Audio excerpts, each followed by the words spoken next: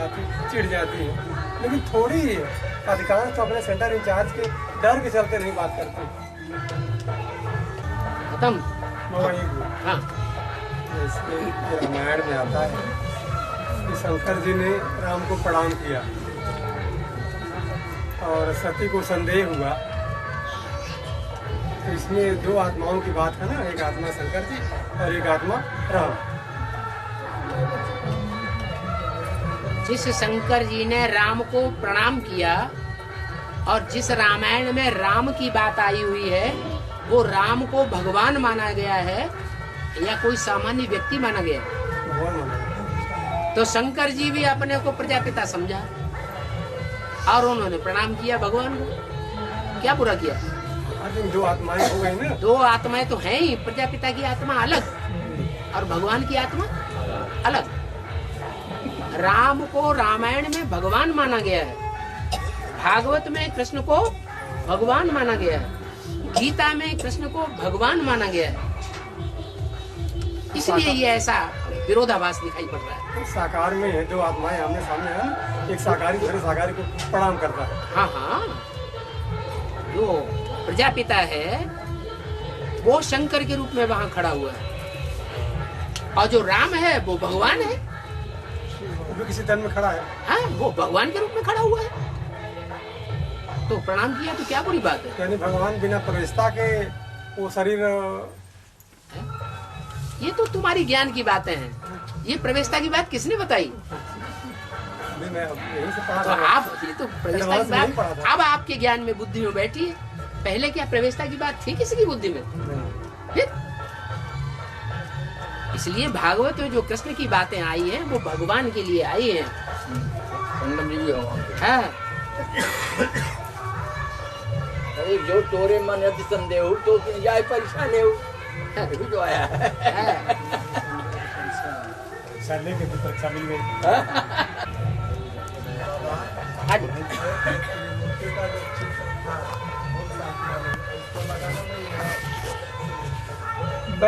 बैज है, वो बैज हो या स्थूल चित्र हो,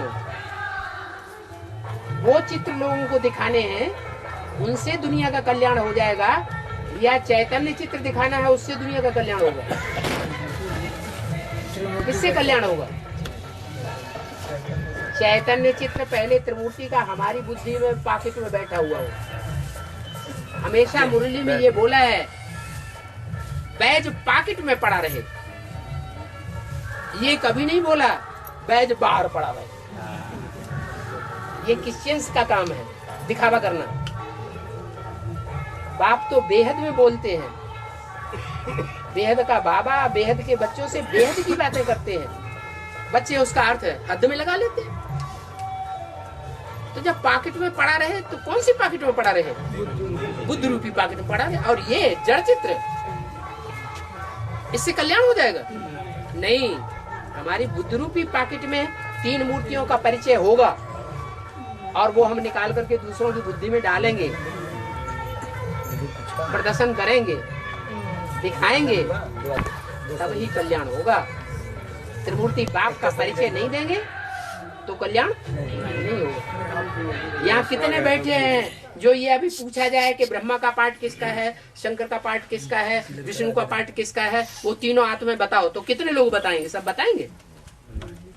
बहुत से ऐसे बैठे हुए हैं जिन्हें त्रिमूर्ति बाप का परिचय ही नहीं है, जिनकी बुद्धि रूपी पॉकेट में त्रिमूर्ति का बैज पड़ा ही हुआ नहीं है, खुद ही पड़ा हुआ नहीं है, खुद ही पहचान नहीं है।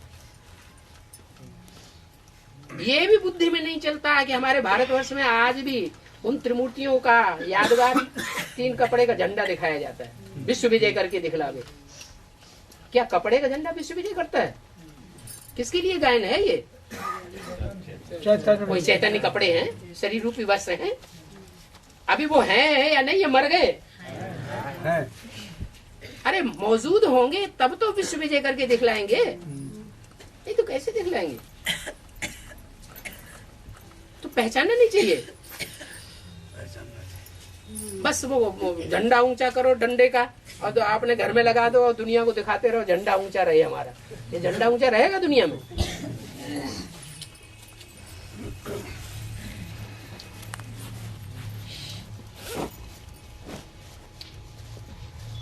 तो पक्का हो गया। क्या करेंगे ये बैच को? अभी भी यही पैकेट चैतन्य त्रिमूर्ति अभी भी स्थूल पॉकेट में ही रखेंगे या स्थूल बैज ही रखेंगे?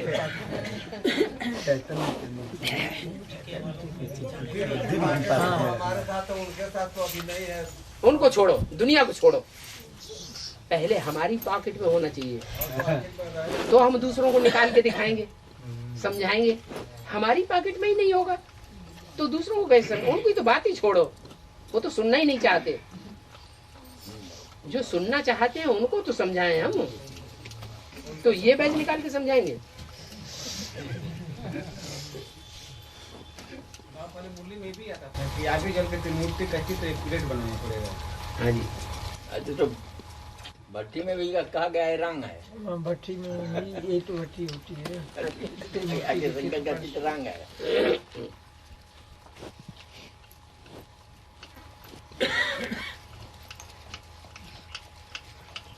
एक्यूरेट चित्र नहीं है तभी तो मुरली में कहा ये त्रिमूर्ति का चित्र एक्यूरेट नहीं है। तुम बच्चों को यथार्थ चित्र निकालना चाहिए। साकार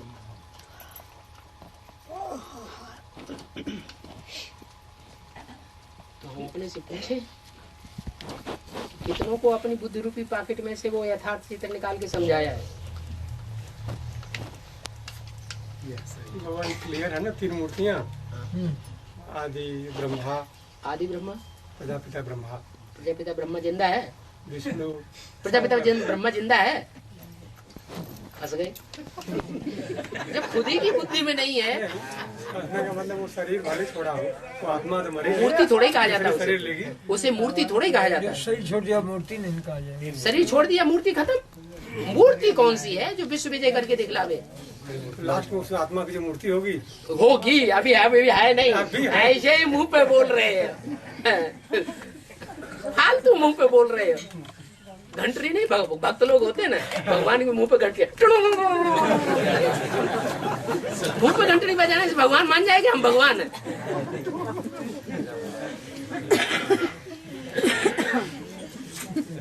अंदर से एक और बाहर से दूसरा बहुत खतरनाक होता है ब्राह्मण परिवार के लिए। ये अव्यक्तवाणी का महावाक्य है। जो अंदर से एक और बाहर से दूसरा है वो बहुत खौफनाक और खतरनाक है ब्राह्मण परिवार के लिए। अभी नहीं ऐसे करना।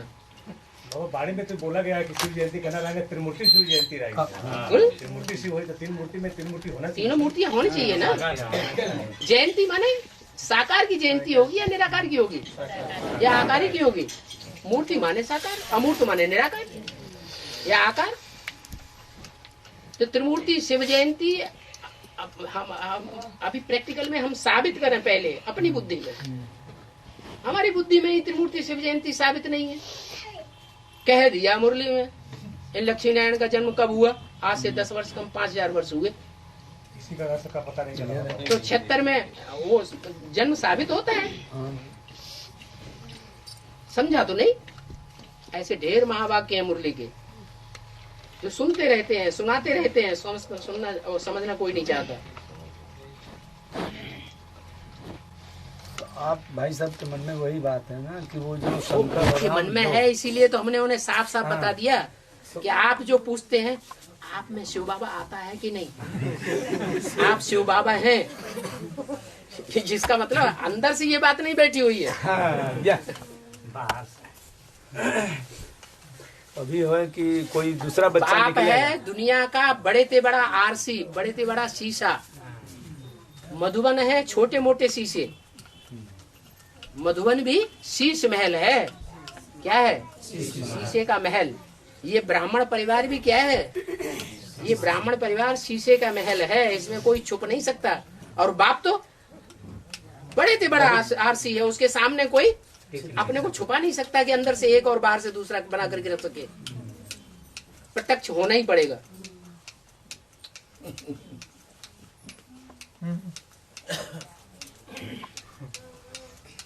और जब तक ये संग का रंग लगता रहेगा तब तक ऐसे ही रहेगा। तो जाओ मन हरि विमुखन को संग जिनके संग कुमति उपजाते हैं परत भजन में भंग तजो मन हरि विमुखन को संग।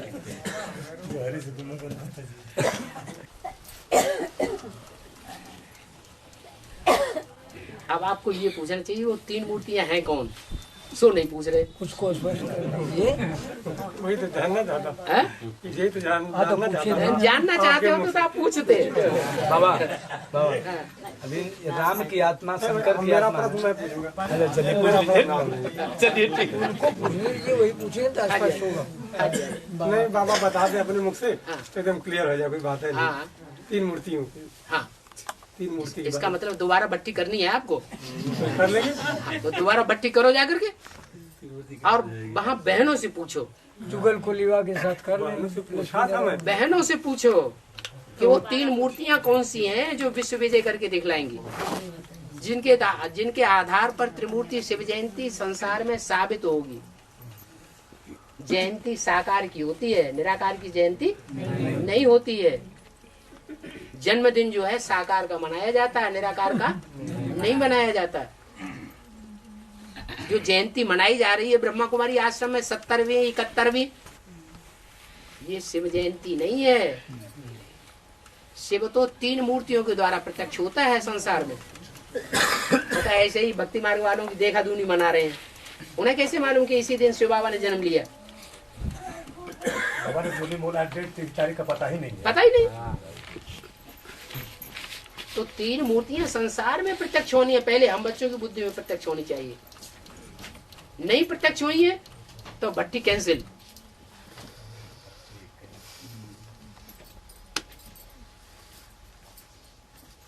हम दूसरों को समझाने योग्य ब्राह्मण बने ही नहीं अभी, क्योंकि समझाना है तो सबसे पहली बात कौन सी समझानी है? बाप का परिचय। हम खुद ही नहीं समझे बाप का परिचय, तो दूसरों को क्या समझाएंगे? 2 चित्रों पर पर्दा डाल दो, पहले बाप का समझा स्पष्ट। नहीं, 2 चित्रों पर भी पर्दा नहीं डालना, 3 मूर्तियों को समझाना। नहीं, पहले बाप का परिचय दो। हाँ, पहले बाप का परिचय है, और उस बाप के परिचय में 3 मूर्तियां भी हैं। ऐसे नहीं कि बाप नहीं है और माँ नहीं है। माँ भी है, बाप भी है, छोटी माँ भी है, बड़ी माँ भी है। क्लियर करके समझाना है।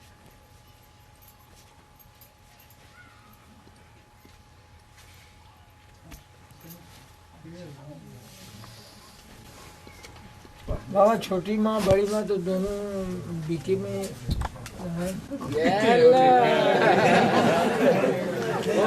हो गया निराला गया। साकार रूप में जो बड़ी माँ है वो जगदम्बा कही जाती है, सारी जगत की अम्बा। तो सारा जगत अभी, सारे जगत की बीज रूप आत्माएं एडवांस पार्टी में है, या सारे जगत की आत्माएं जो है वो बेसिक में है? बीज हाथ में लिया माना सारा वृक्ष हाथ में आ गया, एडवांस में है। हर धर्म के एडवांस में है। ऐसे नहीं कि सूर्यवंशी है और चंद्रवंशी नहीं है। जो चंद्रवंशियों के बीज हैं वो भी एडवांस में हैं। इस्लाम वंशियों के भी बीज एडवांस में हैं। हर धर्म वंश के बीज एडवांस में हैं। तो बीजों के इकट्ठा कर लो। भक्ति मार्ग में भी दिखाते हैं शास्त्रों में कि एक नाव में 108 बीज इकट्ठे कर लिए। हाँ। नई दुनिया तैयार करने के लिए। मत्स्य अवतार में तो ये नई दुनिया तैयार करनी है तो सब तरह के बीज चाहिए। यहाँ एडवांस में सब तरह के बीज हैं। सब तरह के बीज हैं तो उनकी अम्मा भी चाहिए, जगदम्बा भी चाहिए। वो जगदम्बा सबको गोद में स्थान देगी, हर धर्म वालों को गोद में स्थान देगी, या सिर्फ सूर्यवंशी चंद्रवंशियों को ही स्थान देगी? एक दिल्ली ही ऐसा शहर है दुनिया में जहाँ हर धर्म की आत्मा ने जिसकी गोद में राज्य किया है।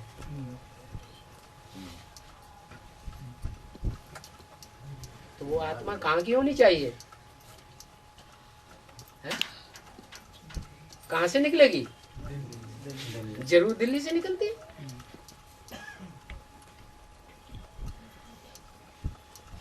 दिल्ली का सुधार सारी दुनिया का सुधार, दिल्ली का परिवर्तन सारी दुनिया का परिवर्तन हो जाता है। क्या पत्थरों की दिल्ली? पत्थरों की दिल्ली नहीं है, वो तो पत्थर बुद्धि बनी हुई है। पत्थर बुद्धि न बने तो बाप का विरोध न करे।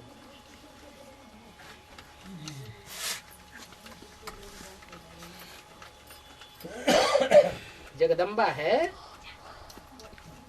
तो दूसरे धर्म की आत्माएं भी उससे फायदा उठा रही है। क्या जगदम्बा के लिए नहीं बोला है भारत माता शिव शक्ति अवतार अंत का यही नारा है? किसके लिए बोला है?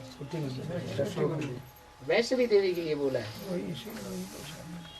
चंद्रवंशी आत्मा है, राधा की आत्मा है, वो जब निकलेगी तो भारत माता शिव शक्ति अवतार के रूप में निकलेगी।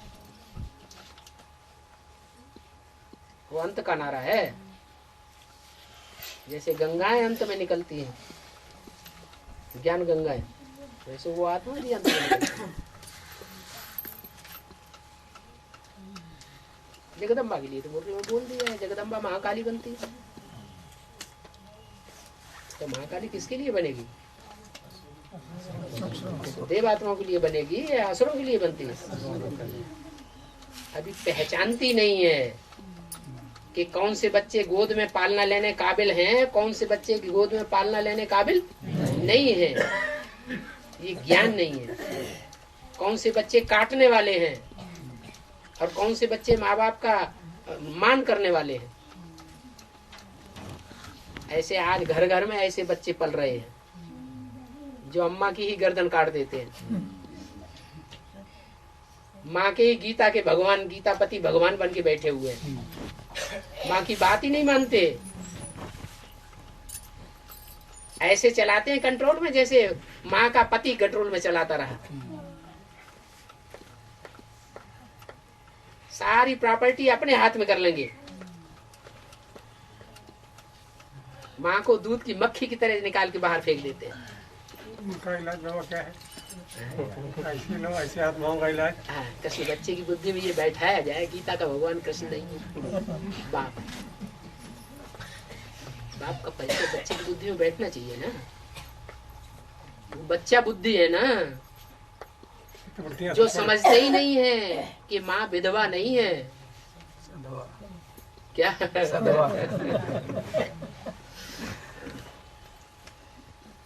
भारत माता की जय बोलते हैं, वंदे मातरम बोलते हैं। वो माता क्या विधवा है? विधवाओं की भारतवर्ष में पूजा होती है? नहीं होती। अरे जानेंगे तो भी अपने स्वार्थ में अपना चलाएंगे। कौन? विधर्मी चलाएंगे या स्वधर्मी चलाएंगे? जो असल बाप की औरत संतान होंगे वो चलाएंगे।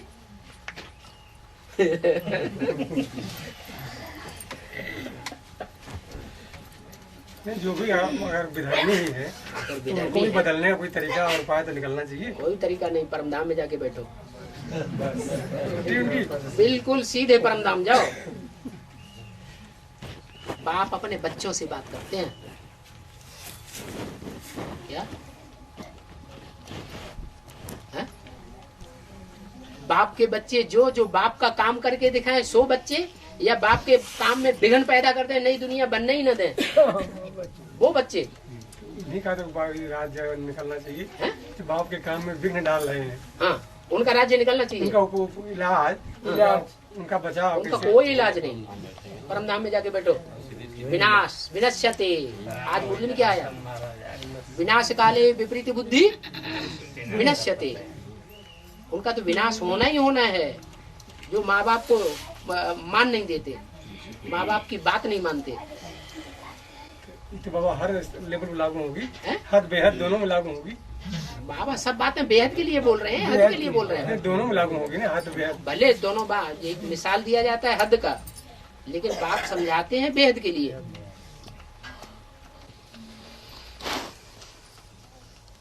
भर लो अच्छी तरह से।